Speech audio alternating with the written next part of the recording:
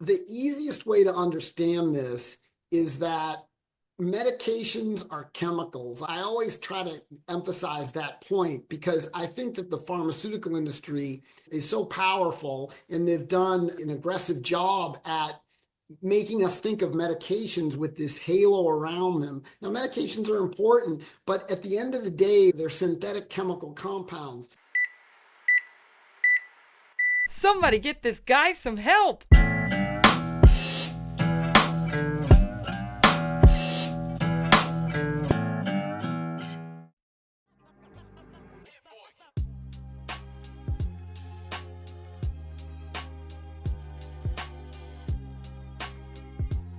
Or, put more simply, If you need help like this guy, call your own doctor. Thanks for joining us, Renegade Psych listeners and viewers. Today, I've got Dr. Adam Urato back on the podcast. Dr. Urato is a highly respected maternal fetal medicine specialist based in his hometown of Framingham, Massachusetts. He earned his medical degree from Harvard Medical School in 1997. Ever heard of it? And completed his residency in obstetrics and gynecology at Brigham and Women's Hospital.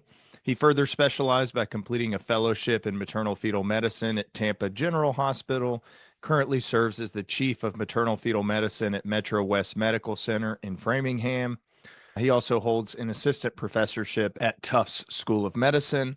Adam's contributions to the field have been recognized through his inclusion as a Castle Connolly Top Doctor since 2015. Through his dedicated clinical practice, academic involvement, and research endeavors, Dr. Urato continues to make significant contributions to maternal fetal medicine, particularly in the area of understanding and mitigating risks associated with medication use, and more specific to our past conversation in today's discussion, SSRI antidepressants during pregnancy. On a personal note, Adam, the self-proclaimed happy warrior, it really was such a pleasure to correspond with you before, during, and after our initial audio-only interview. And I want to give credit where credit is due and acknowledge your upbeat and magnanimous approach to what you do in the face of a very steep and very uphill battle against fraud and corruption in medicine. I learned a lot from you in our first conversation, both clinically on how to counsel pregnant and trying patients on psychiatric medication exposure during pregnancy, but also personally on how to ensure that my frustrations with a broken system don't overly affect my personal life and relationships. So, Dr. Urato, thank you so much for coming back on the podcast today, making your grand visual appearance on Renegade Psych's YouTube channel. How are you doing today? I'm doing well, thanks. Thanks for those kind words. It was a pleasure joining you last time, and I'm happy to talk to you again. Yeah, absolutely. It's been really, really great to meet you and talk to you. What are you up to this week and this month professionally? So I'm a full-time clinician. I take care of patients. I'm not just wearing the scrubs. I take care of patients full time, and I see patients in the office. I do prenatal ultrasound and counseling, and then I deliver babies as well. I cover labor and delivery. So that's most of the bulk of my work is what I'm doing, and I'm counseling patients daily. So I'm used to having these conversations as far as medication use and exposure in pregnancy. And then I work on things on the side, trying to continue to bring up public awareness to some of these issues. I'm pretty active on Twitter in terms of putting out the latest research findings. That's typically what I use my Twitter account for. It's at Adam Urato1 on Twitter. I usually just put the most recent findings dealing with antidepressants in pregnancy, dealing with actually not just antidepressants, but medications exposures more broadly in pregnancy, as well as issues of conflict of interest in medicine, which is another big area of interest of mine and overlaps a lot with these other topics. I'm also working right now on trying to pull together an information sheet for patients. I'm realizing in my practice, trying to do full counseling, and this is a major issue for this topic, trying to do full counseling about medication exposure in pregnancy really any of the medications, but in particular the antidepressants, it's really hard to squeeze that into allotted visits. And I think that there would be benefit of having like a one pager for patients that's simple, easy to understand, and covers the risks, the benefits, the alternatives. My big issue in this area, particularly with antidepressants, is not telling patients what to do, and it's treating them with compassion, kindness, sympathy, care. Mental health issues can be awful to suffer with. And so I think that the care really needs to be, as I said, compassionate. But part of that compassionate care is actually making sure that the patient has all of the information. I've noticed in my own interactions with patients that it's a lot to try to cover in one setting. And so I'm working on trying to get something visual and whatnot, and something patients can maybe look at beforehand or afterwards to try to get more information on it. It's a lot of new information often for people as well, or information that is different from, I don't know if I want to say the status quo, but the norm of what they may look up on Google, which is very confusing if you're not a medical professional. I had a joke, it's a bad one, but I'll say it anyway. And it's a little bit outdated at this point, a couple minutes after your comment, but I wasn't sure if you were a practicing obstetrician, gynecologist, or if you just stayed at a Holiday Inn Express last night. That that joke is gradually losing more and more people every year. The scrubs work for both. I love those commercials. I got the biggest kick out of those Yeah. at the time they ran that. I just wanted to touch on something you said, though, which is that it's a very important point you made. A lot of women come in and they tell me, and I hear this every day, that they didn't really get counseling about this, or that the extent of the counseling was that the drugs don't affect the baby and they're safe in pregnancy. And that's really very inadequate and incorrect for that to be the counseling on this topic. And so for a lot of patients, it's not everybody. There are patients that have been well counseled previously, but for a lot of patients, it is starting close to zero and really having to try to go over things with the time constraints of a patient visit. Yeah. So I'll just jump right into this since we're on the topic. So, before you came on here, I Googled, and I've done this before, but I Googled again, SSRI risk during pregnancy, and even added autism to the Google search. And you will find all kinds of results stating that there's no increased risk, or at the worst, the risk is small and insignificant.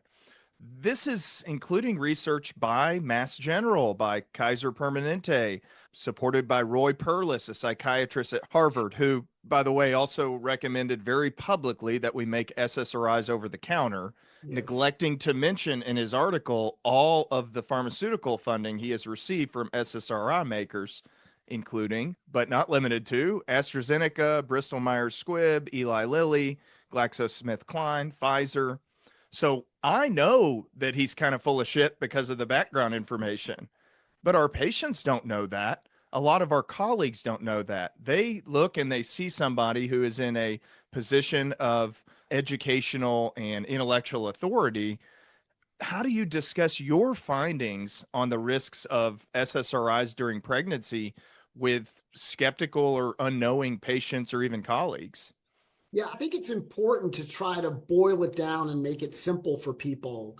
And the easiest way to understand this is that medications are chemicals. I always try to emphasize that point because I think that the pharmaceutical industry is so powerful and they've done an aggressive job at making us think of medications with this halo around them. Now, medications are important, but at the end of the day, they're synthetic chemical compounds.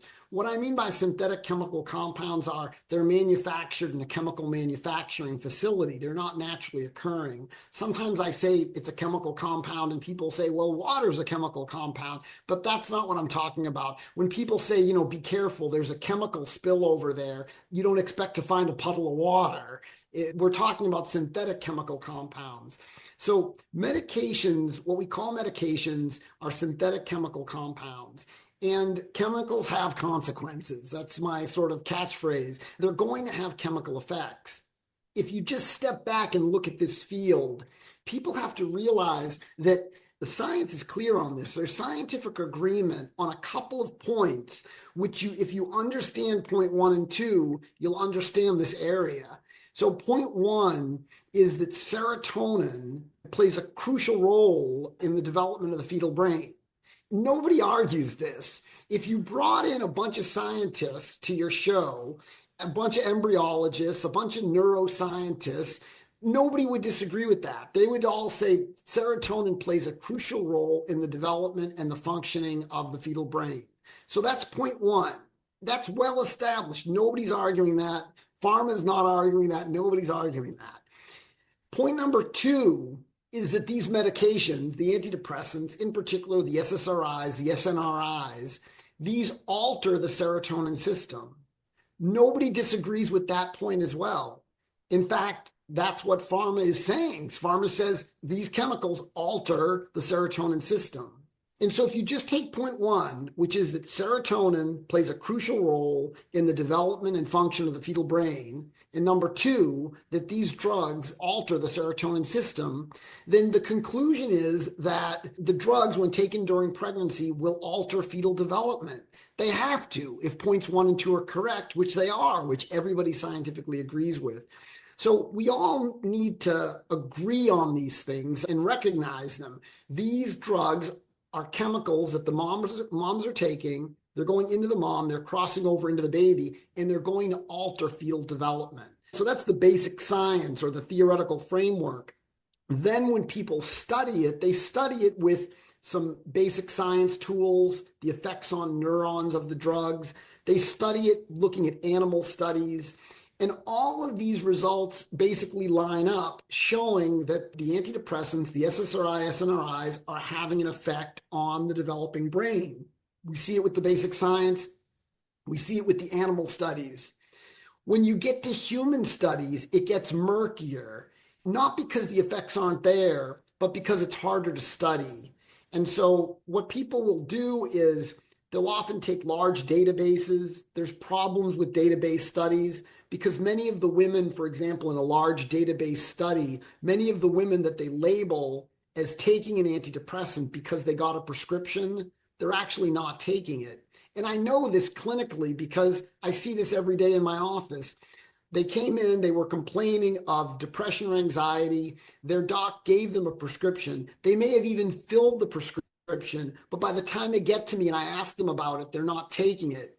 But when the researchers on the human studies look at those results, that patient would be lumped into or grouped into the antidepressant category, which is incorrect. That's mislabeling them. And a lot of these studies suffer from this. Are there examples where that is intentional or volitional? Because it sounds a lot like some of the SSRI clinical trials where they do this open label extension and they let the placebo group switch over to the active treatment group. And then the placebo group will have suicidal events, increased ideation or planning or the worst, an attempt. And therefore, at the end of the study, even though that clinical trial as a whole had way more suicidal events than you would see in, for example, a clinical trial on Tylenol or aspirin, the numbers comparing placebo to active drug group appear similar. Therefore, they can say there's not a difference between the two, even though there are a lot of suicidal people that come out of this clinical trial. You're making a great point. The question is there malicious monkeying around with the data going on, hiding the data, altering the data in order to make the drugs look better? And I think that's absolutely been shown in several situations through research over time. One of the better known ones is Vioxx. So in the Vioxx trials, those researchers knew that the patients being treated with Vioxx were having more cardiac events.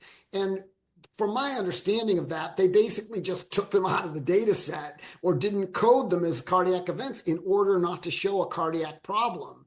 It looks like they hid the data. And then, lo and behold, when Vioxx was used on a widespread basis, patients taking it were having cardiac events. A horrible, horrible story, right? And so I think there is monkeying around with the data that occurs. I do think that, although I try to have a an optimistic view of my fellow man and fellow researcher. And I don't know if that goes on in all these trials.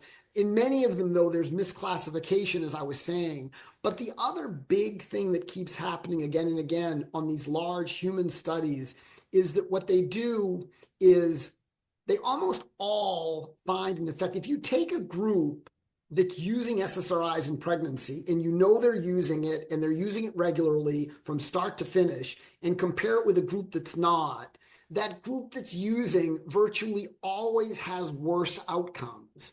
That's been seen again and again and again.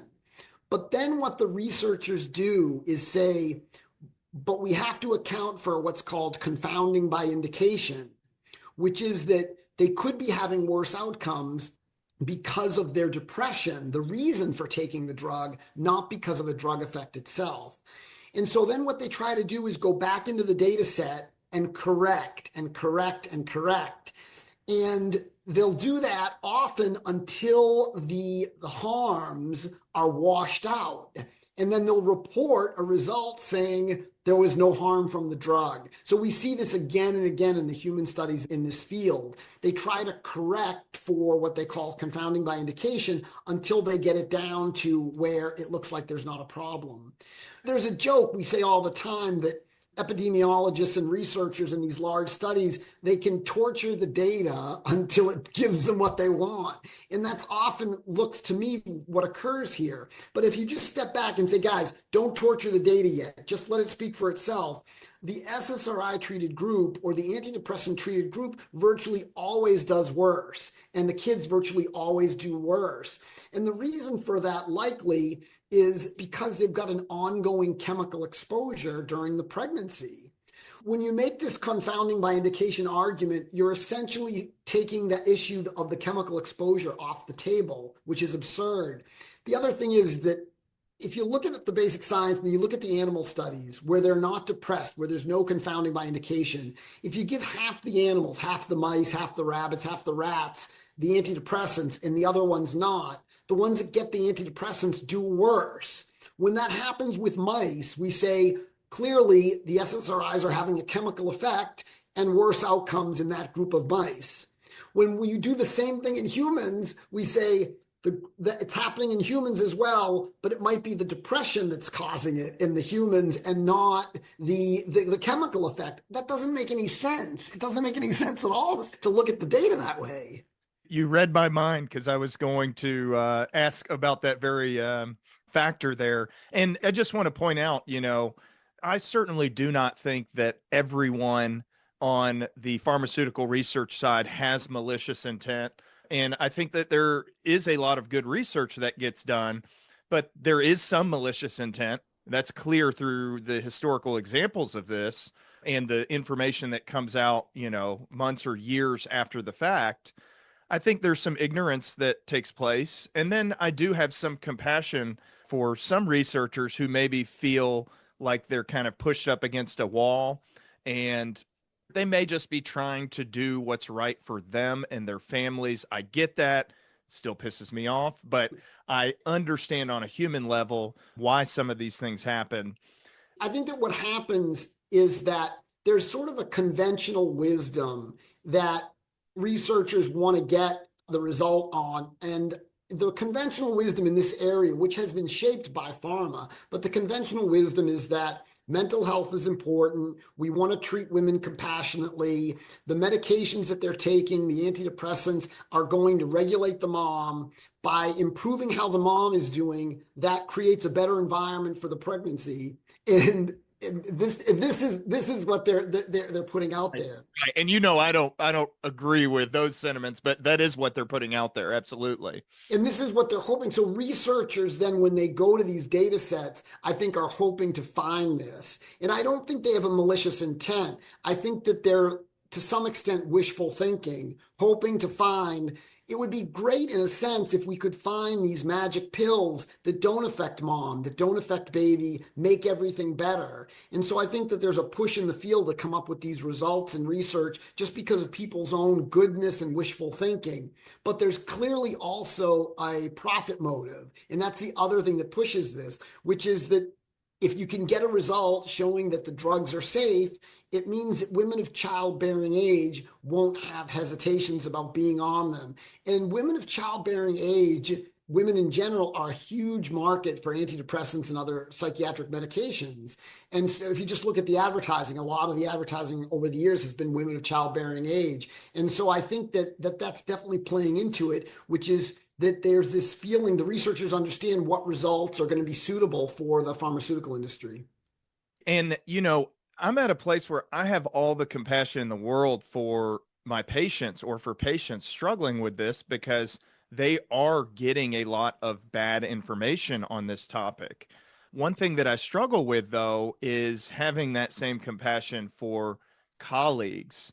It's tough because to me, it tells me that they maybe have not appraised the data or really dug into the research, and they've taken maybe the little bit easier path of just being told what is the truth or looking at a guideline. Can you speak directly? Because I'm sure you've had colleagues who, or people that you've worked with, or other doctors involved with your patients' care who are telling them things that are the opposite of what you're telling them about the risks during pregnancy. I'm really sympathetic to my colleagues, and I think most doctors really want to help their patients and do the very best they can. Doctors are also under constraints, though, as you know, with time constraints and other challenges with what the conventional wisdom is in the society. I think those come into play. I mean, if you think about it, if you just step back and say, from an obstetrical standpoint, from an OB standpoint, what's the quickest way to handle a question about medication in pregnancy? If a patient comes in and says, is this medication I'm on okay?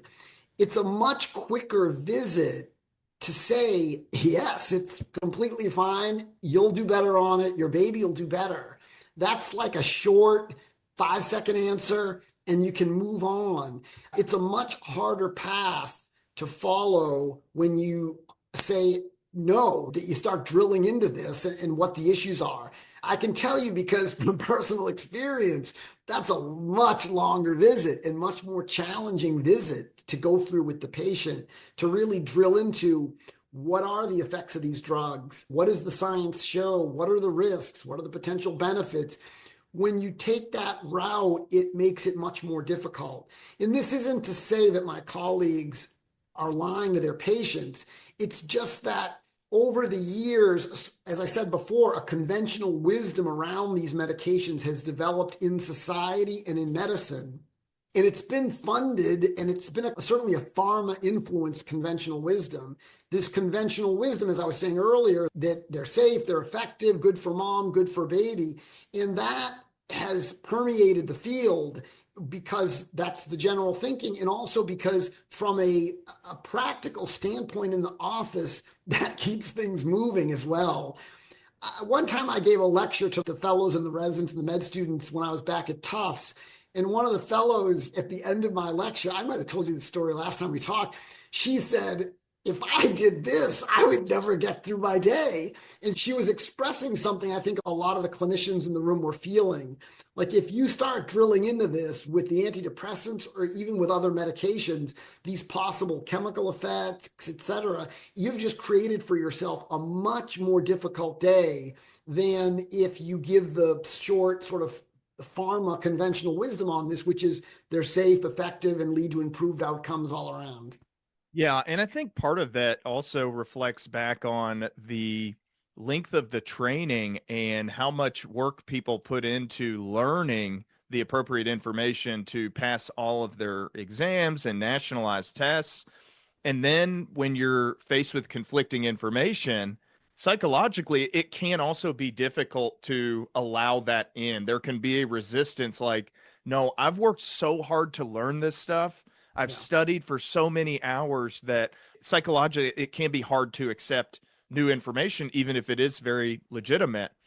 A huge obstacle here, though, is what information is out there. And here is an area, and I think you and I had discussed this before, either during the interview or afterwards, is that there's a huge problem here in our society, which is that our information systems and our regulation systems have failed. Ideally, what you would want is you've got like a group of patients over here, and then you've got the pharmaceutical industry here, and pharma is trying to sell their product to the patients. But between pharma and the patients, you would have these protective layers providing information to patients. And those protective layers would be like your FDA, the CDC, your universities would be in this protective layer, university researchers, even your media would be in this protective layer. So the media covering these stories. Your clinicians would be like this. Your experts would be all in this middle layer, but working on behalf of the public. So you would have this like really great system in a functioning society where this middle layer of the media and the government regulatory bodies and the journals and the researchers and the key opinion leaders were all working on behalf of the public to get them the right information. But what's happened in our society is this middle layer here between pharma and the public is essentially working for pharma. And they're literally working for pharma. Pharma is paying most of the people through that layer. They're paying the media with the commercials and in other mechanisms. They're paying off the key opinion leaders. They're paying off the professional medical societies. All of these professional medical societies, the American Psychiatric Association, the American College of OBGYN, they're all paid for by pharma. So this layer here that should be working and protecting the public day and night, working on behalf of the public, is in fact, in many ways, working for pharma. And so you get, again, the creation of these conventional wisdom, or pharma-influenced conventional wisdom, that then affects how the individual clinician is going to be able to care for the patient in the office and what the patient comes in thinking. It's hard for a clinician when they come in with this pharma conventional wisdom about a drug to break through that. It takes some time. It's a challenging visit. Disclaimer. This podcast is for informational purposes only. The information provided in this podcast and related materials are meant only to educate. This information is not intended as a substitute for professional medical advice. While I am a medical doctor and many of my guests have extensive medical training and experience, nothing stated in this podcast nor materials related to this podcast, including recommended websites, texts, graphics, images, or any other materials, should be treated as a substitute for professional, medical, or psychological advice, diagnosis, or treatment. All listeners should consult with a medical professional, licensed mental health provider, or other healthcare provider if seeking medical advice, diagnosis, or treatment. Or, put more simply, If you need help like this guy, call your own doctor. Thanks again for watching and or listening. If you're passionate about the subjects that I discuss on the channel, do me a favor and like, comment, subscribe, do whatever you can to make your voice heard, that these are problems that must be addressed in our society. If you have any questions, comments, or concerns, I want to hear them. Feel free to reach out on social media or email us at renegadepsych@gmail.com.